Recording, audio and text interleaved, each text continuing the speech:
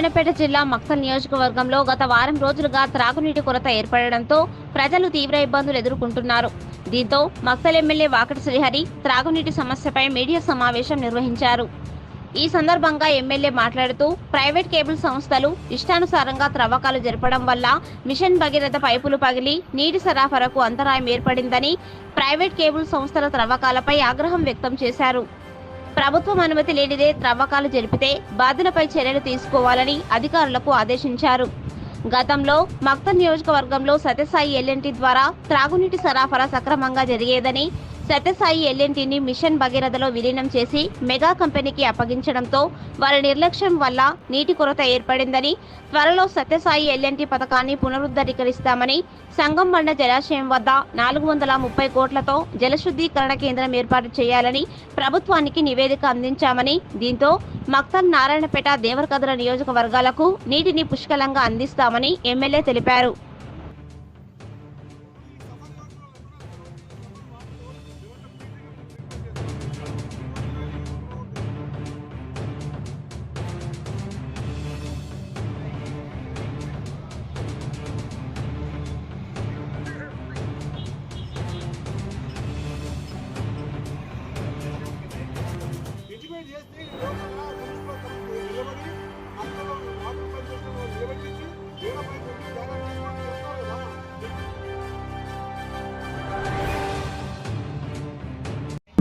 మరి సత్యసాయి బాబా మనకు ఉండగా 2021 వరకు సత్యసాయి బాబా వాళ్ళు పనిచేసి 2021 నుంచి 2019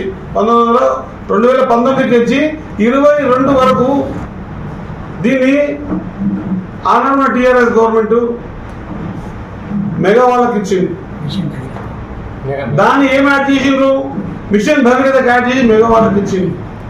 ఆనాటి నుంచి అప్పటిదాకా ఎల్ఎన్టీలో పనిచేస్తున్నటువంటి, దీనిలో పనిచేస్తున్నటువంటి ఎంతో మంది ఎల్ఎన్టీ వర్కర్స్ అందరూ కూడా ఏనాడు కూడా ఇబ్బందులు పడకుండా వాళ్ళ జీతాలు కానీ మంచి చెడు అంతా చూసుకునేది ప్రభుత్వం. ఆ తర్వాత ఎల్ఎన్టీకి ఇచ్చిన తర్వాత ఈ ఎల్ఎన్టీలో పనిచేస్తున్నటువంటి లైన్మెన్లకు అందరికీ కూడా ఇబ్బందులకు గురి చేసి వ్యవస్థను అంతా చిన్న భిన్నం చేసి పడేసింది. అందుకే మొత్తం ప్రజలు ఆలోచన చేయాలి. ఆ రోజు అవగాహన ఉంది కాబట్టి మాట్లాడినాం. మనం టేలెంటర్స్ అవుతాము, మనము ఎండింగ్ లో ఉంటాము. ఎక్కడ ఎవరికి ఏడ ప్రాబ్లం వచ్చినా మనకు నీళ్లు బంద్ అవుతాయి. దయచేసి అర్థం చేసుకోకండి. దీన్ని అక్కడికి ఇవ్వకండి. ఏలూరుకి అని చెప్పి మనం మాట్లాడడం జరిగింది. ఆ క్లిప్ కూడా ఉదయం దొరుకుతా ఉన్న దొరకలే.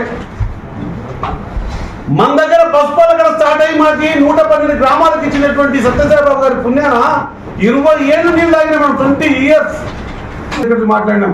ఈఎన్సీకి మాట్లాడినాం. ఏంది, మీరు ఒకవేళ ఇదే ప్రాజెక్ట్ ఇట్లా కొనసాగిస్తే కూడా ఆల్టర్నేట్ గా మాకు 100% సత్యసాయి బాబుని పెట్టుకోవాల్సిందే.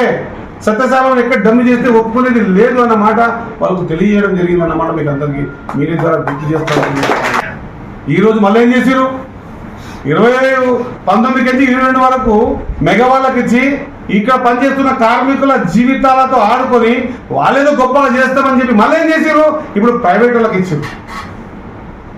కమిషనర్ పిలిపించి మాట్లాడితే సార్ నాకు ఇంటిమేషన్ లేదన్నాను. అదే రోడ్ కాంట్రాక్ట్ పిలిపిస్తే నాకు ఇంటిమేషన్ లేదు సార్, ఆ అథారిటీ వాళ్ళు ఇచ్చినాడు. ఎక్కడ పోతా ఉంది వ్యవస్థ? కాబట్టి నిన్న నేషనల్ హైవే వారికి వాళ్ళు చెప్పడం జరిగింది. అట్ ద సేమ్ టైం ఈ పైప్ లైన్ ఏవేసి వాళ్ళ మీద చిత్తపరంగా కేసు బుక్ చేయమని చెప్పడం జరిగింది.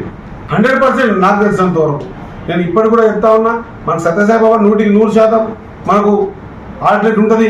ఇంకొకటి భగవంతుడు కరికరిస్తే మన సంఘం మన దగ్గర ఉంది. గతంలో ఉన్న రామన్ పాడులో ఏదైతే వాటర్ ఫిల్టర్ అయ్యి మామూలుగా పోతా ఉంటే మన దగ్గర ఎస్వి జేపీఎన్సీ రాకంటే ముందు లెఫ్ట్లో ఫిల్టరింగ్ అవుతుంది కదా, అటువంటి ఒక ఫిల్టర్ బెడ్ని ముఖ్యమంత్రి గారికి 430 కోట్ల రూపాయలతో దాని ఒక స్ట్రక్చర్ ఏర్పాటు చేసి దాన్ని సంగమండలనే పెట్టి ఈ సంగమండలనే వాటర్ ఫిల్టర్ అయ్యి ఎప్పటికీ డెడ్ స్టోరేజ్ కాకుండా స్టోరేజ్ పెట్టుకొని దీని నుంచి మనమే ఫిల్టర్ చేసి నారాయణపేటకి సమ్ పార్ట్ ఆఫ్ దేవరకద్రకు మక్తల్ నియోజకవర్గం మొత్తానికి కూడా నీళ్ళు ఇచ్చే కార్యక్రమాన్ని కూడా ప్రపోజల్ ఇవ్వడం జరిగింది.